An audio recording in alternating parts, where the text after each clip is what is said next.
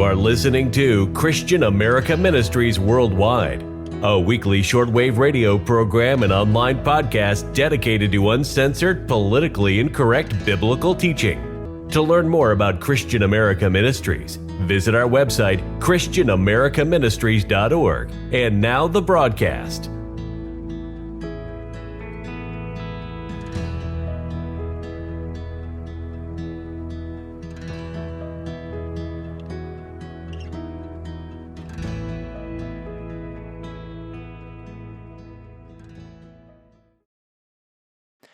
Greetings in the blessed holy name of our Lord Jesus Christ. Thank you for listening to Christian America Ministries Worldwide.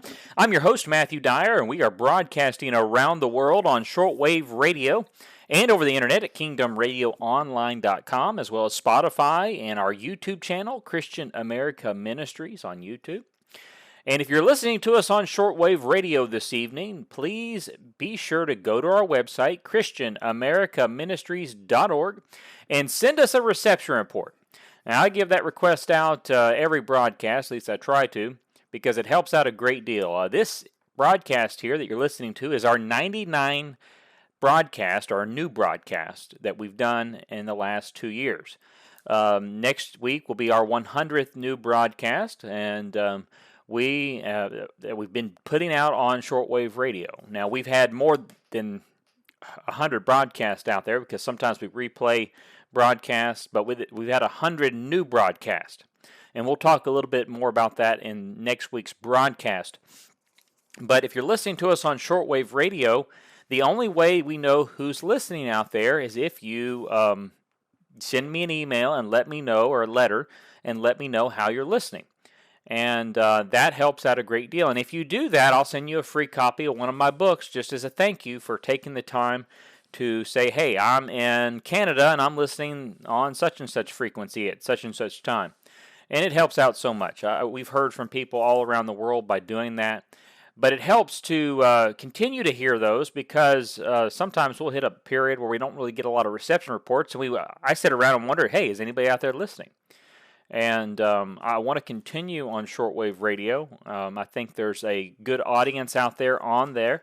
But in order for me to feel like I should stay on shortwave radio, I need to get reception reports. I need to get some feedback. So please be sure to do that. In this broadcast, we're going to be doing part 2 of Biblical Wholefoods. I know this may be a little bit boring for some of you, but we'll get into some more interesting topics after next week. But I want to go ahead and finish up this part, this series at least. At least I think I'm going to finish it up. We'll see. This is going to be part 2. I don't think there will be a part 3, although there's a lot more that I have left to say on this topic. But we're going to be talking about the biblical food laws in this broadcast. Now, I know a lot of people, that's not a very popular subject. They don't want to talk about the food laws. Many people in Christianity think they've been done away with Peter's vision in the book of Acts and so forth. I don't think they've been done away with. I followed them my whole life. My family started following the biblical food laws when I was a young child. Well, young child, actually. It was when I was like 1 year old. They began following them, and I've done it my whole life. My wife and her family have done it their whole life. So I have a little bit of experience with following them, and I know a lot of people, don't think, a lot of Christians don't think that it is necessary. And for me, there's a health benefit, and there's a benefit of just obeying God's law and doing that. And we're going to go over the food laws today. We're not going to go over a lot of the objections on why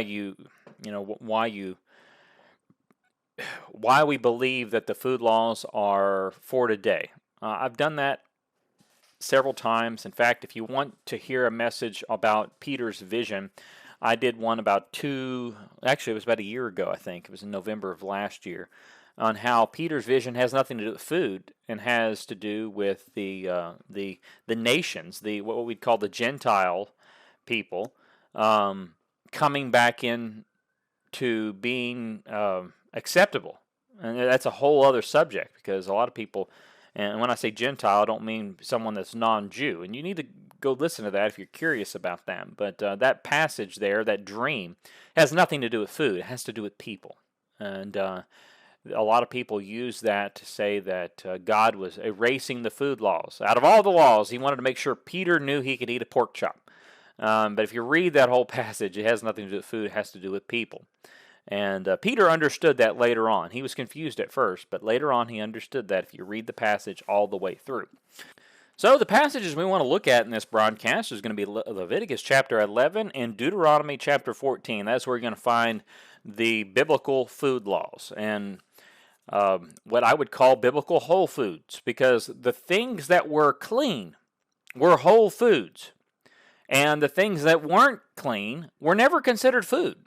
That's the thing that you have to understand. A pig was not considered food in the Hebrew way of looking at things through God's law. They didn't look at it and say, well, that's unclean food. Now, often we use that today to describe that, but they would look at it and they wouldn't consider it food. It's unclean. And they had laws against it. And for the sake of this broadcast, I'm going to be reading out of the New American Standard because it does a little bit better job, I think, of translating some of these animal words into the English a little better than the King James. So I'm going to read Leviticus chapter 11 and kind of just go through some of what's being said here. It says here, in verse 1, "And the Lord spoke again to Moses and to Aaron, saying to them, Speak to the sons of Israel, saying, These are the creatures which you may eat from all the animals that are on the earth. Whatever divideth a hoof, thus making split hoofs, and chews the cud among the animals that you may eat." Now we'll stop there in verse 3. Now what this is talking about is the mammals that you can eat. There's two qualifications that you have to have in order for you to eat them. You have to have a hoof that is divided. So that's like a deer, an elk, a moose, and it has to chew the cud, like a goat, a deer, a moose. So it has to chew the cud, and it has to divide the hoof. Okay, that is your qualifications for eating something. And that would fall under the qualifications of a caribou, a moose, a deer, a goat, things of that nature, an elk. Those all are in that same group. And they all chew the cud, and they all divide the hoof. Now, unlike a pig, which has a split hoof, but does not chew the cud. And that is a no-no. You're not supposed to eat those. Also, another animal that falls into the category of a clean animal that often people don't realize is a giraffe. A giraffe chews the cud and has a split hoof. Now, I have no idea what giraffe meat tastes like, but it is a clean animal. And I didn't even realize that till a while back, that it had a split hoof and chew the cud. That was interesting. Now, let's look at verse 4. "Nevertheless, you are not to eat of these among those which chew the cud, or among those which divideth the hoof, the camel. For though it chews cud, it does not divide the hoof. It is unclean to you." So here, the biblical law here gives an example of a camel. It has a split hoof, but it doesn't chew the cud. And also, I wanted to add this, because some of you may not, if you don't live on a farm, you may not understand. Chewing the cud is where an animal kind of regurgitates some of its food and sits there and chews it. It's part of the digestion process. And when it comes to health food and the healthy part of eating the meats, I can understand how a lot of the unclean animals versus the clean animals, there's a digestion process that God has divided. For example, a pig, its digestion process is completely different than a deer or a cow or a goat. Pigs are often ridden with parasites. And this is well known. This isn't something that I'm just stating. You can look it up. They're ridden with parasites. In fact, here in Louisiana, we have a wild hog problem. And a lot of people will hunt the hogs just to try to keep them under control. And here they put out warnings to not touch the hogs, the wild hogs, with your bare hands, because you will get diseases just from touching them. And eating them is a whole other thing. There was one fellow that here locally, he cleaned a wild hog without any gloves. And he contracted a bloodborne pathogen just by cleaning the animal without gloves, and his skin turned green, and he was hospitalized, and he nearly died just from touching and cleaning that unclean animal, in this case without gloves, because he was able to touch this thing. But why would you want to eat something like that? I mean, that if you can touch it, just touch it while it's raw, you can get some kind of blood-borne pathogen from the animal, and that's something that the game wardens put out. And the Fish and Wildlife, they tell you not to touch and clean these animals without protective gear, which I still don't understand why you'd want to eat something like that. Okay, now let's look at verse 5. It says here, "Likewise, the rock badger, for though it chews the cud, it does not divide the hoof, it is unclean to you." This is one of those complicated passages because the Hebrew word being used here, we may not necessarily be 100% familiar with what animal is being spoken about here because it was over in the Middle East. The King James translates this passage as, and quote, "And the coney, because he cheweth the cud, but divideth not the hoof, he is unclean unto you." Coney being a old English word for a rabbit. The Britain Septuagint translates it as, "And the rabbit, because it cheweth the cud, but does not divide the hoof, this is unclean unto you." The problem is that a lot of people have with this passage is a rabbit doesn't chew the cud like a goat. And when you first read this, it's like, what do you do with that passage? And a lot of commenters believe that the reason it words it this way is because, and a lot of them, like Albert Barnes, they think it was this creature being spoken about here was a hyrax, which was a type of mountain rabbit, mountain hare type thing. And they had a habit of chewing with their mouth, with the jaw, and it resembled chewing the cud like a goat. Now, even though that's not what they were doing, many people believe that it's written down in this way because you could look at it and you could see it moving its jaws. And at the time, they didn't know all the ins and outs of the digestive system of these animals, and that's what it's speaking about. Albert Barnes said this concerning this passage. Quote, "The hyrax has the same habit as the hare, the rabbit, the guinea pig, and some other rodents of moving its jaw when it is at rest as if it were masticating. The rodents were familiarly spoken as ruminating animals, just as the bat was reckoned among birds because it flies." Leviticus 11:19. "And as whales and their congers are spoken of as fish when there is no occasion of scientific accuracy." End quote. What he's saying here is the Bible did not break things into its modern zoological categories. For example, we know today that a whale is a mammal, but it's thrown in the category as fish because it lives in the sea. And just as bats, we know bats are not technically birds, but they're thrown into the category of birds because they fly around like birds. So that's how they deal with this passage here. So this would mean that rabbits are unclean. And a lot of people have trouble with that. I know around here in Louisiana, there's a lot of people eat rabbits. Even back home in Kentucky, where I'm from, a lot of people ate rabbits. I've known people that raised them, but that would mean that they are unclean. Now let's continue reading on in verse 6, which is a little interesting because I think we're talking about two different types of animals here in the Hebrew. Because in verse 6 here, the New American Standard translates it as rabbit, the King James translates it as hare, and the Britain Septuagint translates it as a hare. So we possibly could be talking about a different type of rabbit or a hare. And so two different types here in verse 5 and 6. But this is what it says. "And the rabbit also, for though it chews the cud, it does not divide the hoof. It is unclean to you." And King James says, "and the hare." Brenton says, "and the hare," which are, a hare is a different type of rabbit, but there is a difference there. So either way you cut it in verse 5 and 6, you're speaking of some kind of rabbit. Now, verse 7. out of the New American Standard. And the pig, for though it divides the hoof, thus making a split hoof, it does not chew the cud. It is unclean to you. The King James is going to call it a swine.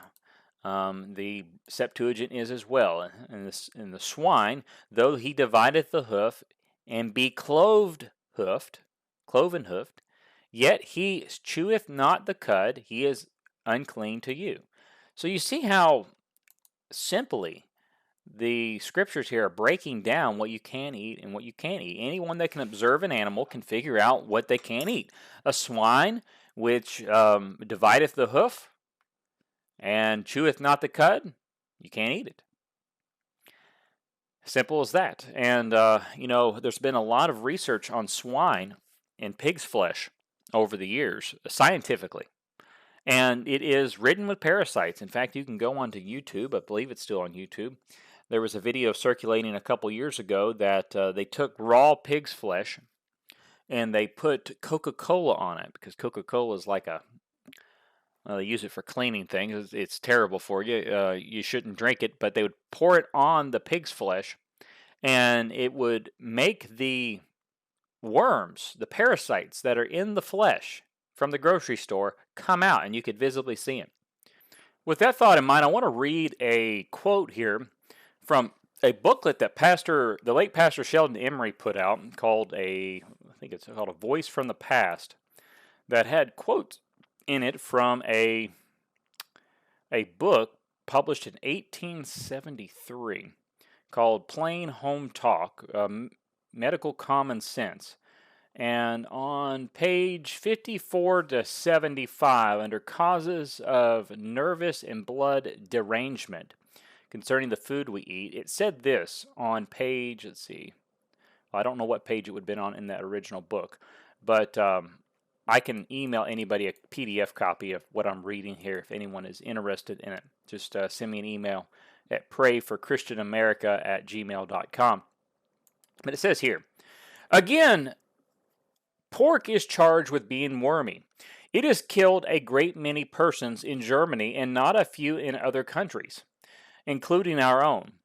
Consul in Estor wrote our Secretary of State all about it, and scientists on both sides of the Atlantic got out their microscopes, rubbed up their spectacles, and after examining the flesh of the arranged porker, found he possessed imps of probably the same devils which were cast into his progenitors on the side of the hill. The illustrations in figure 13 and 14 show how these fellows appear under the microscope. They are called trichae, and the disease they produce in man is dominated trichinosis. The parasites are so minute that they can make their way to any part of the system, and a writer who has witnessed their effects thus describes them.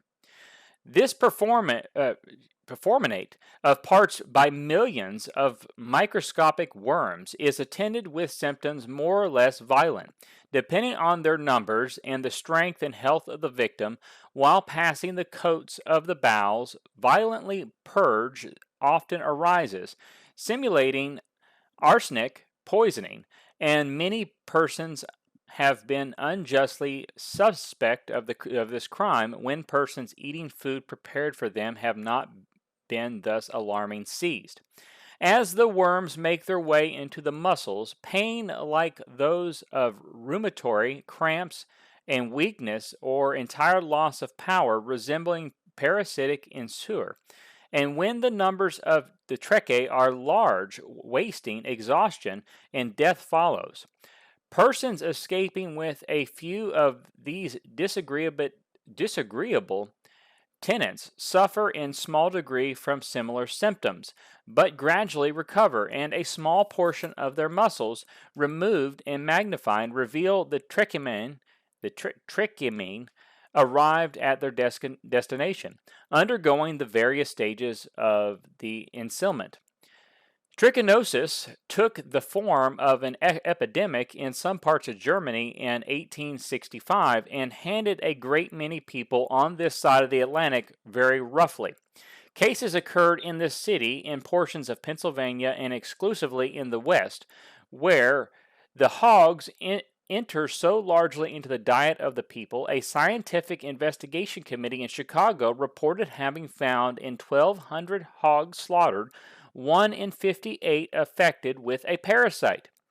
And the advice of that committee was that in cooking pork, the trichomene being thoroughly cooked to death, 160 degrees Fahrenheit was thought sufficient to do this. Cooked trichomene ought to be as good as the hog-tot toasted caterpillar. That's in parentheses. Other investigators contend that pork eaters consume 18,000 of these microscopic parasites to every cubic inch of affected pork taken into the stomach, and that 1 out of every 5 hogs are so affected, to which a newspaper responds, quote, if it be true that 1 out of every 5 Western hogs are trichinosis, when only 4 out of 100 are so in Germany, where people are dying. With trichinosis, as with a pestilence, the chorea is nothing to apprehend besides this pork evil. To be eating microscopic worms by the million is no joking matter, even to the million who have to pay a big price for such food. But if a million of our worms are, in turn, to eat us, if they are to eat us into the grave, besides leaving others to eat us in it, the joke becomes entirely too acute for satisfactory application. End quote. He goes on and gives a lot of different information on the subject, and it'd be kind of boring for me to just sit here and read it all, but I would recommend people look into the connection of trichinosis and pork meat, swine's flesh. There's a huge connection there, and it has to do with a lot of health problems in America today, because a lot of Americans eat pork because they've been told, for one, that there's nothing wrong with it, and two, because it's cheaper. It's cheaper than cows. And every animal in God's creation has a purpose, and it's very clear that, a hog, a buzzard, things of that nature, they have a garbage disposal type job in God's kingdom. And it's not wise to eat a garbage disposal. I mean, that's what hogs do. They will eat anything. They will eat human flesh, they will eat acorns, they will eat no matter what it is. In fact, here in Louisiana, I've heard stories of people trying to poison hogs. And they don't want to put poison out because then other things will eat them. So what they'll do is they will take glass, and I've heard that they'll chop the glass up, put it in the food, and dump diesel on it, because the only thing that will eat something poured off with diesel is a hog. And that's how they kill the hogs without killing anything else. So they are truly a garbage disposal. God made them to eat everything that everything else wouldn't, just like a buzzard. Now let's read verse 8. It says here, you shall not eat of their flesh, nor touch their carcasses. They are unclean to you. Harken back to what I said earlier about the fellow that cleaned the hog without gloves, and he got sick because he was doing exactly what verse 8 told you not to do. Verse 9. These you may eat, whatever is in the water, all that have fins and scales, those in the water, in the seas, or in the rivers, you may eat. End quote. That is speaking of what type of fish we can eat. Now, a lot of people don't understand the scales and the fins. They don't think about it, because when they go to the restaurant, they don't think about what kind of fish they're eating, and doesn't have fins and scales. But let me give you some examples. Real quick, the King James says it this way. These shall ye eat of all that are in the waters. Whatever have fins and scales in the waters, in the sea and in the rivers, them shall ye eat. The Brenton Septuagint, pretty much it says the same thing. So this would include, for example, a bass has fins and scales. You can eat a bass. A perch. A perch has fins and scales. You can eat that. Salmon have fins and scales. You can eat that. A trout has fins and scales. You can eat that. Fish that do not have fins and scales would be like a catfish. They're slick. They're slick skin, so no scales. but they do have fins, but they have to have both. A shark would be another one. Shark has no scales, but it has fins. Those would be unclean, classified as unclean animals. An eel would be no scales, and they have fins, so you can't eat that. Another thing that would be clean that often people don't think about is like an alligator gar. It has fins and scales, although I've heard that they don't taste very good, even though I've never had any. So if you're going to have fish, it needs to have fins and scales. That would be a biblical whole food in the area of fish. Fish is a very good meat to eat, only if you eat what is clean and what is acceptable. And if you think about like catfish, which is probably the unclean meat eaten the most here in America, mainly because it's a cheaper meat. It is like a hog. It's a garbage disposal. It's a bottom feeder. It eats the poop of all the other animals that are on the bottom of the pond or the river. That's what it does. That is its job. God created it for a specific reason, and it eats and cleans up everything. My brother-in-law, he does fish. He has aquariums, and he'll put a little, and I've seen it in other aquariums too, put like a little bottom feeder or a little catfish or something like that in there, and it will clean up the tank. It will clean up all the poop. And you don't want to be eating that. It's simple as that. Verse 10, let's go back to Leviticus chapter 11. But whatever is in the seas and in the rivers that do not have fins and scales among all the teeming life of the sea, of the water, and among all the living creatures that are in the water, they are detestable things to you. End quote. Now that would include a whale. A whale does not have scales, but it has fins. We're not to eat whale. So whale blubber and the whaling craze of the 1800s, that was unclean meat. Verse 11, and they shall be abhorrent to you, and you may not eat of their flesh, and their carcasses you shall detest. Whatever in the water does not have fins and scales is abhorrent to you.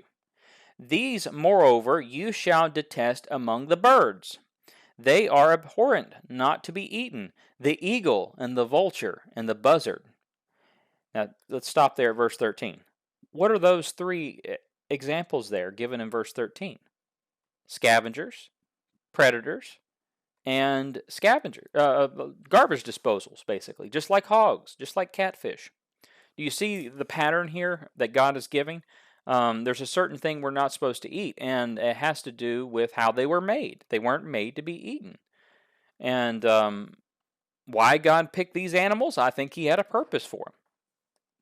Had a purpose for them, and one of them was not to be eaten. They weren't designed to be eaten. And here in verse 13, let's look at, Brenton Septuagint says here, and these are the things which ye shall abhor of birds. They shall not be eaten. They are an abomination. The eagle and the osprey and the sea eagle. So we're still talking about scavenger type predatory birds. The King James says the same thing. But in verse 14, it adds the vulture. So that'd be like a buzzard. Okay, let's now look at verse 14. It says here, and the kite and the falcon in its kind, every raven in its kind, and the ostrich and the owl and the seagull and the hawk in its kind, and the little owl and the cornet and the great owl and the white owl and the pelican and the vulture, and the stork and the heron in its kind, and the hopi and the bat. End quote. So here, you can see here the category. A lot of these are scavenger type garbage disposals. Ravens being one. Ostrich is something we don't have to deal with here in America because we don't eat ostrich. Very rarely can you even go somewhere that ostrich is served, but we're not supposed to eat it as well. And of its kind. Seagull is a type of scavenger type bird. We're not supposed to eat that. A hawk is a predatory bird. Owls are predatory birds. Let's see here. It even mentions the stork and the pelican. And it also lists the bat here as well, because a bat is something that flies around. We're not supposed to eat bats, even though they're not technically a bird as we classify animals today. They're technically a rodent with wings, but we're not supposed to eat it. Now let's look at verse 20. It says here, And all the winged insects that walk on all fours are detestable to you. Yet these you may eat among all the winged insects which walk on all fours, those which have above their feet joint legs with which to jump on the earth. These of them you may eat, the locust of its kind, and the devastating locust in its kind, and the cricket in its kind, and the grasshopper in its kind. But all other winged insects which are four-footed are detestable to you. By these, moreover, you will be made unclean. Moreover, touches their carcasses, because unclean until evening. And whoever picks up any of their carcasses shall wash his clothes, and be unclean until evening.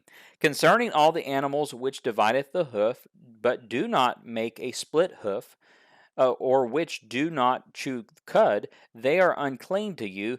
Whoever touches them becomes unclean. Let's stop there and go back to the bugs here.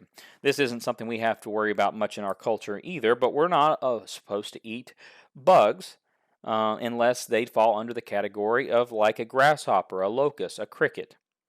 And they are clean. We are allowed to eat those things. In fact, if you remember, in the New Testament, John the Baptist, he ate locusts and honey. Those are two things that he ate. They would have been considered whole foods. Now, do I want to eat locusts and grasshoppers and things of that nature? No, I prefer not to. I don't want to eat bugs, but they are clean to us. They are food to us if we desire. So that is something to consider. They are technically, biblically, a whole food. I remember a little while back, everybody was up in arms over some cricket flour or something that people were adding into their food or something like that. I would much rather that than lard, which is just rendered pig fat. Like I said, I don't want to eat crickets or grasshoppers, but they are clean. They are considered food. Okay, now let's look at verse 27. Also, whatever walks on its paws, among all the creatures that walk on all fours, are unclean to you. Whoever touches their carcasses become unclean until evening. And the one who picks up their carcasses shall wash his clothes, and be unclean until evening. They are unclean to you.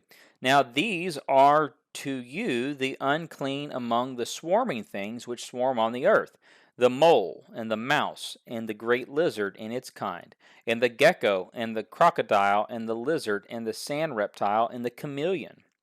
Now, let's stop there for a moment. We see here in, what was it? It was verse 27. It says here, all whatever walks on its paws. So here we're talking about four-legged pawed creatures. That would be like a bear, a cat, a dog, things of that nature. Why? Because they don't have split hooves. They don't chew the cud. They have paws, so we are not to eat them. Then it goes on to the swarming things, or like the pest of the world. We have mice, the mole, the great lizard. This would take out reptiles and rodents. So no mice, no squirrels, no lizards, no snakes, no geckos, no crocodile, no alligator. I know down here in South Louisiana, a lot of people eat alligator. In fact, there's a lot of people that eat anything down here. Everything from nutria rat to alligator to snake, you name it, they'll eat it. Shrimp, bottom feeders, those things are unclean. We're not supposed to eat them. They are not considered food, biblically. Now, if you want to consider them food, that's fine. We're talking about what the Bible teaches at this point. Verse 31. These are to you the unclean among all the swarming things. Whosoever touches them when they are dead becomes unclean until evening. Also, anything on which one of them may fall when they are dead becomes unclean, including any wooden article, or clothing, or skin, or sack, any article of which use is made. It shall be put in the water and be unclean until evening, then it becomes clean. I find this passage interesting here because it's speaking of the dead body here. So if there's a dead creature, a dead body, if it touches a piece of clothing, a wood article, a wood container, or your skin or a sack, that everything, all those things are to be clean. You're to be clean. The clothing is to be clean. The wood article, the wood container is to be clean. I find that interesting because those are all porous materials. Our skin are porous. The containers are porous. A wooden container would be porous. Clothing, a sack, which would have been made out of some kind of linen, they're all porous materials. So they would hold bacteria and things, unclean things that often the Israelites may not realize, and they were instructed to clean them. Now, God did not give them a biology lesson and tell them why, but we can see here that they were instructed to clean themselves and clean these things that were touched by these dead bodies for a reason. Now let's go back to verse 33. As for any earthenware vessel into which one of them may fall, whatever is in it become unclean, and you shall break the vessel. See, the earthen vessel, like pottery, you're not even to clean it. You just break it. Probably because you can't get the bacteria out of the pores of the pottery, because it wouldn't have been sealed like a lot of the things we have today. Verse 34. Any of the food which may be eaten, on which water comes, shall become unclean. Any liquid which may be drunk in every vessel shall be unclean. Everything, moreover, on which part of their carcasses may fall become unclean. An oven or a stove shall be smashed. They are unclean, and shall continue as unclean to you. Nevertheless, a spring or a cistern collecting water shall be clean, though the one who touches their carcass shall be unclean. And if a part of their carcass fall on any seed for sowing, which it is to be sown, it is clean.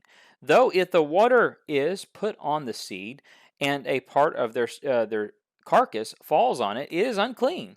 Also, if one of the animals dies, which you may have for food, the one who touches its carcass becomes unclean until evening. Let's stop there at verse 39 for a moment. This is kind of important because a lot of times they'll kill a deer or have a cow butchered at a butcher. And I know here in Louisiana, I think it's state law that you cannot, I think if you're a meat processor and you butcher deer or cow and pig, you have to have separate, sometimes separate rooms, sometimes just separate tables for cleaning that meat, because you're not supposed to mix the meats and the bloods together while preparing it. If it was me, if I had someone processing meat, I wouldn't want them to process a hog and my deer in the same room.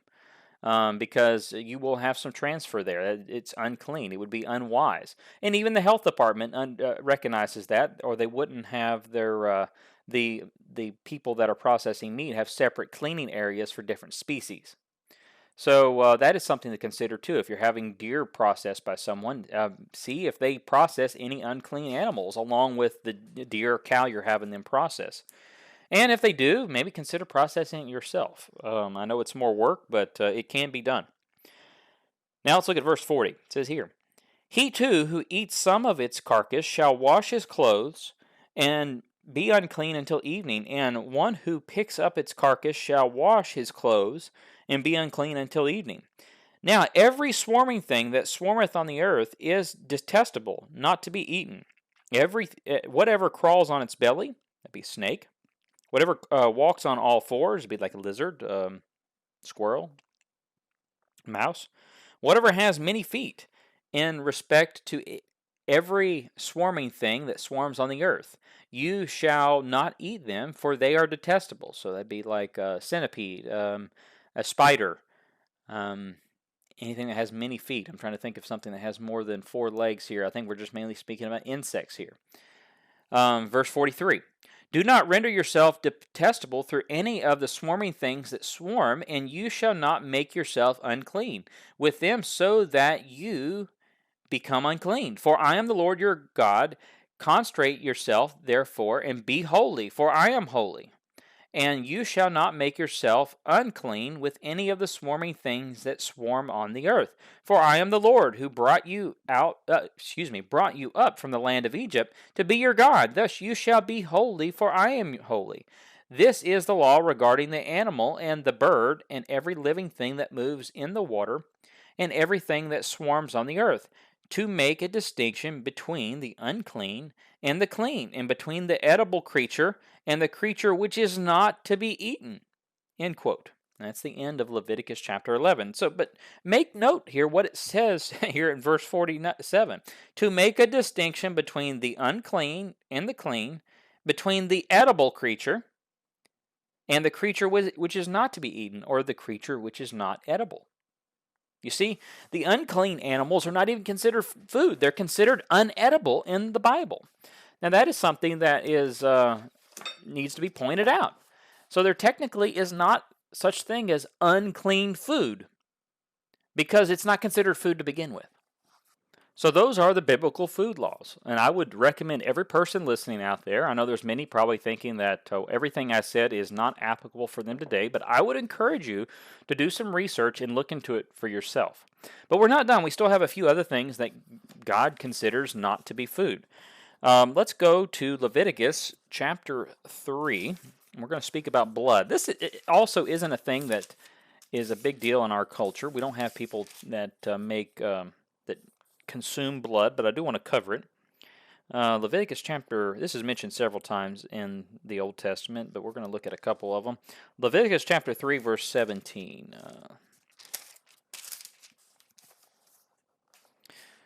Let's see here.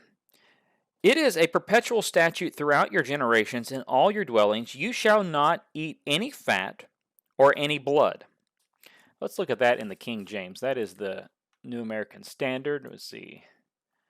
It says here, "It shall be a perpetual statute for your generations throughout all your dwellings, that ye eat neither fat nor blood." Let's see here. The Brenton Septuagint pretty much renders it the same way. So we're going to cover blood and fat, and there's several other places we can look at here, but because of time, we're just going to stick with this one passage here. But you can look up Leviticus 19:26, Deuteronomy 12:16, Deuteronomy 12:23 through 25, just some examples. But we're not supposed to eat blood, so people that eat blood pies and things like that, you're not supposed to eat that.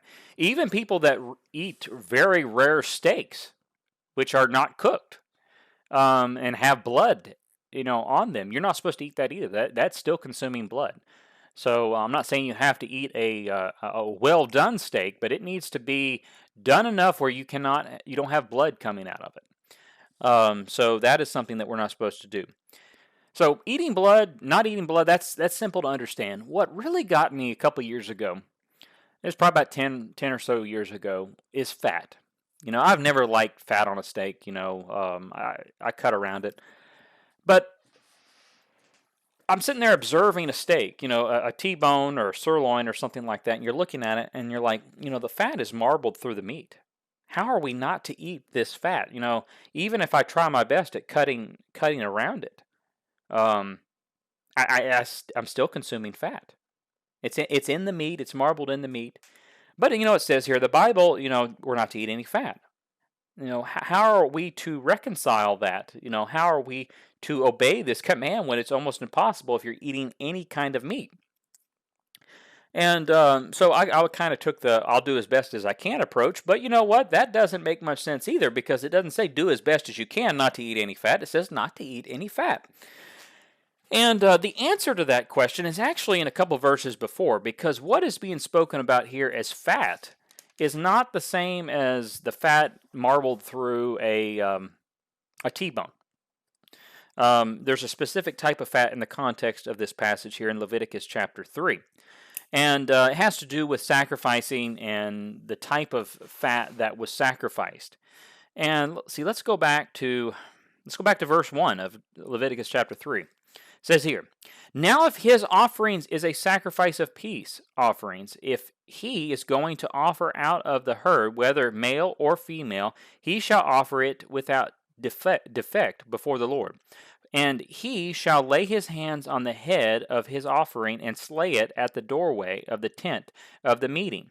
And Aaron's sons, the priests, shall sprinkle the blood around on the altar and from the sacrifice of the peace offering, and he shall present an offering by fire to the Lord, the fat that covers the entrails, and all the fat that is on the entrails." Let's stop there for a second. Actually, no, let's continue reading on in verse 4. And the 2 kidneys with the fat that is on them, which is on the loins, and the lobe of the liver, which he shall remove with the kidneys. End quote.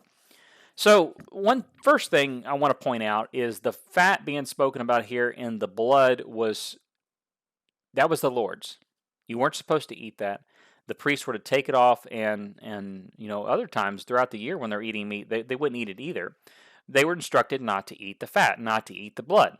Period. It was a perpetual law through their generations. But if we look at the verses before verse 17, we find out what kind of fat is being spoken about in the context here.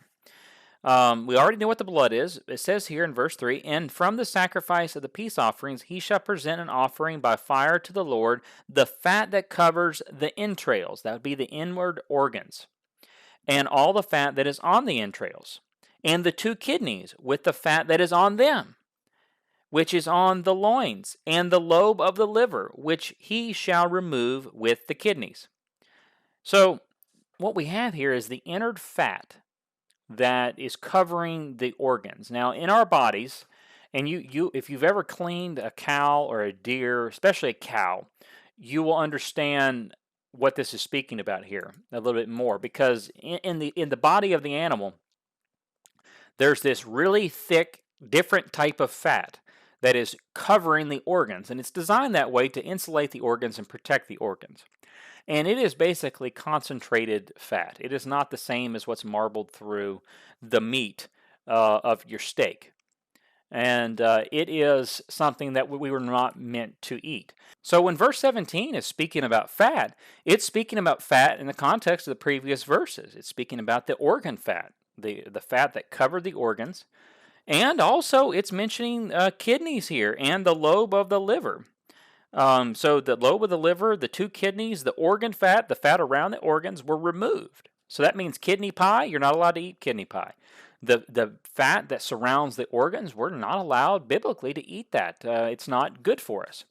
Now, unfortunately, like today, and I didn't really recently start thinking about this because now we have a lot of people cooking with tallow. And I didn't know it till recently, but tallow is basically... and you can look it up. It is fat taken from the kidneys, the fat around the kidneys, and the fat around the other organs, and rendered down into basically a beef lard is what it is. And that's what it is. It is exactly what is being spoken about here in the area of fat. So when verse 17 tells you not to eat any fat, it's speaking of organ fat. That which was used to sacrifice to God, that was given to God, the blood, the fat, everything. And regardless of us doing sacrifices today, that's not the point, because we don't. That perpetual law there is still there. We're not to eat those things. It's like feeding our body jet fuel, for one, when it comes to that much fat. Animal fat is good for us, but that was like concentrated animal fat. Remember, my wife and I, we were watching and I may have mentioned in the last broadcast, but we were watching there was a TV show called Alone, where these people go out into the wilderness, and it's kind of like a game show, and basically whoever survives the longest wins, and they'll go out there, and it's interesting to observe their bodies go through changes, because basically they end up starving themselves, and they're way up into the Arctic in the winter, out in the middle of nowhere. And they drop them off like 2 weeks before winter, basically, or 3 weeks before winter. So they don't have any time to really collect a lot of meat that they would if they lived up there for a long period of time throughout the year, and they're able to store up food. But one thing that they try to get is the large amounts of fat around the organs in these animals that they kill, because they're very fatty, and it's like when you're in a zero-fat diet, like just eating rabbits, because rabbits have no fat on them. And there's even a thing called rabbit starvation, where you can starve eating rabbits because it has no fat on them, because our bodies do need animal fat. But they'll go and they'll kill these big animals like a moose or something, and they'll desire to eat all the fat around the organs, because it's like jet fuel to your body. And when you're in an environment where you're having no fat, they basically are eating that fat raw, in order to get it into their body. But my point here is, in this section of Scripture, that's what's being spoken about. We're not supposed to eat that rendered organ fat that was to be offered to God. We're not to eat the blood. So that would mean that, at least from what my understanding, things like tallow, things like beef lard or whatever, any kind of organ meat like kidneys, and even though it says the lobe of the liver, I think the liver would qualify under that as well. Let's look in a different translation and see what verse 4 there says here. Let's see, the King James puts it as, and the two kidneys and the fat that is on them, which is by the flanks, and the cow above the liver, with the kidneys, it shall he take away. So it doesn't mention the liver; it mentions the cow or the lobe above the liver. So it is not excluding the liver. So liver would be acceptable as far as I understand from reading this passage, but the two kidneys definitely aren't. So kidney pie, bad. Any fat around the organs are bad. So that is something for us to consider. Those are not biblical whole foods. So in this short radio series, I've covered the eating of bread, vegetables, fruit, honey, milk, cheese, butter. We've covered the clean and unclean animals. And there's one more topic I want to cover very briefly, even though I could spend an entire broadcast talking on it. I want to cover the drinking of alcohol. Now, the Bible, unlike what a lot of people say, the Bible does not say that drinking alcohol is a sin. In fact, the drinking of wine and alcohol is seen all throughout the Bible. What is condemned is drunkenness. And I want to look at some of those passages. Speaking of drunkenness. Now, this is a subject that is a very hot topic among a lot of people. And because a lot of people will say that the Bible teaches that you should never drink alcohol. And it doesn't. It doesn't. Here's a few verses. This is Proverbs chapter 20, verse 1. It says here, "Wine is a mocker, strong drink is a brawler, and whoever is intoxicated, be it is not wise." So basically, if you drink to the point of intoxication, you are unwise. Unwise. Simple as that. Now let's go to Ephesians.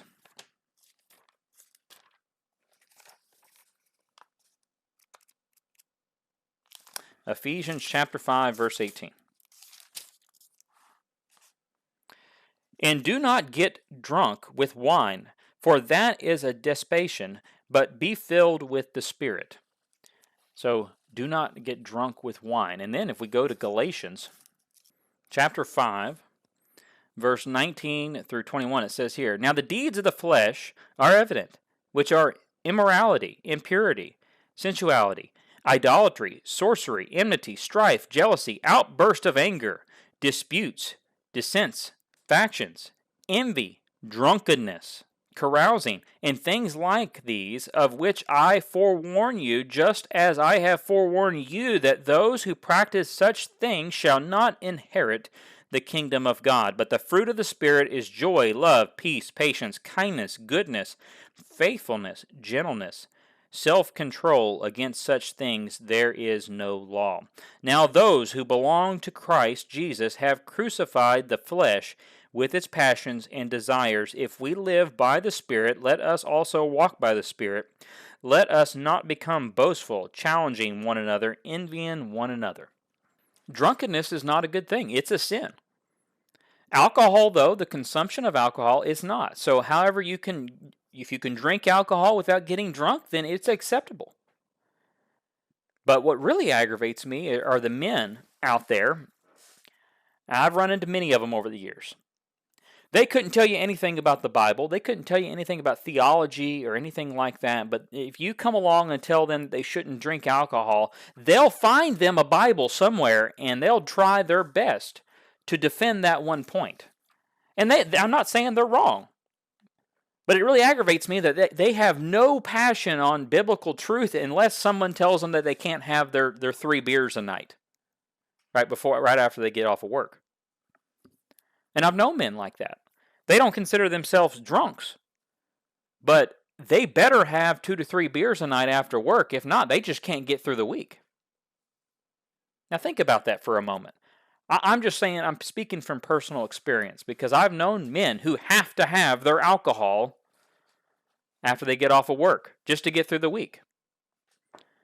And I've also known men, the same type of men, who will do that and also text you and call you during that time and say things that they have to apologize for the next morning.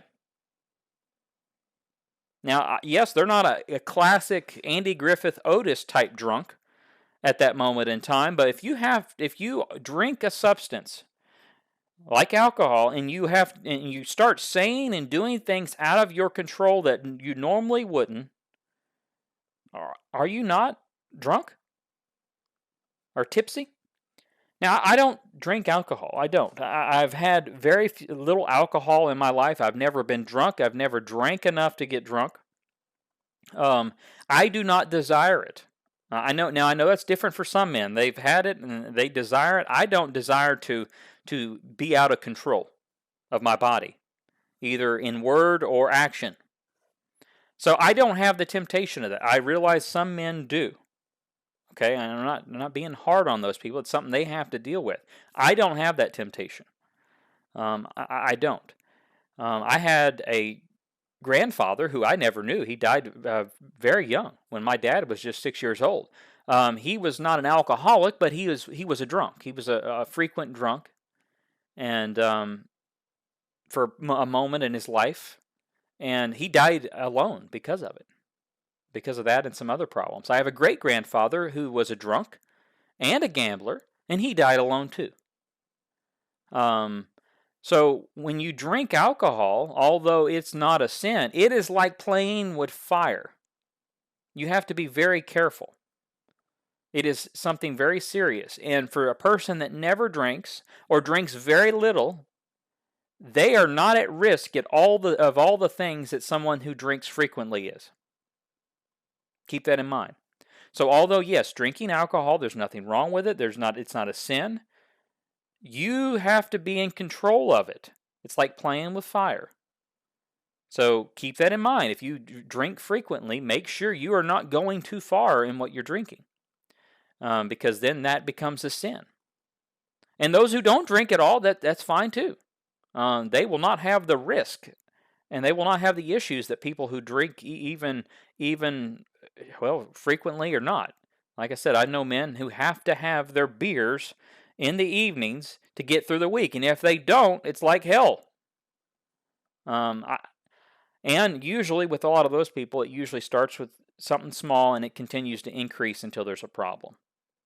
So make sure you're practicing self-control in those areas and be careful, because you are playing with fire. And it's like that with a lot of other things too, not just alcohol, different types of drugs and things of that nature. So, alcohol is not a sin, but you do need to be very careful. I can't stress that enough. It's very serious. And it's something that all those out there that partake need to understand. Well, I think that will do it for this short radio series on biblical whole foods. There's so much more to cover, but we'll leave it at that. I pray that you got something out of this study, and that I'm sure there'll be other things I'll cover in the future. And I appreciate all those out there listening on shortwave radio and over the internet. And if you are listening on shortwave radio, please go to our website, ChristianAmericaMinistries.org, and send us a reception report. That helps out a great deal with knowing who's listening out there, and it lets us know that people are listening out there and appreciate these broadcasts. So anyway, thank you for listening to Christian America Ministries Worldwide. I've been your host, Matthew Dyer, and come back next week for another broadcast. Next week's going to be our 100th new broadcast, so keep that in mind. Have a good night.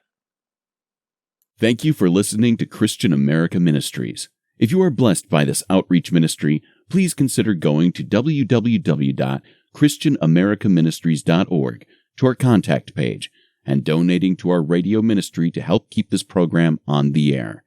We appreciate your support.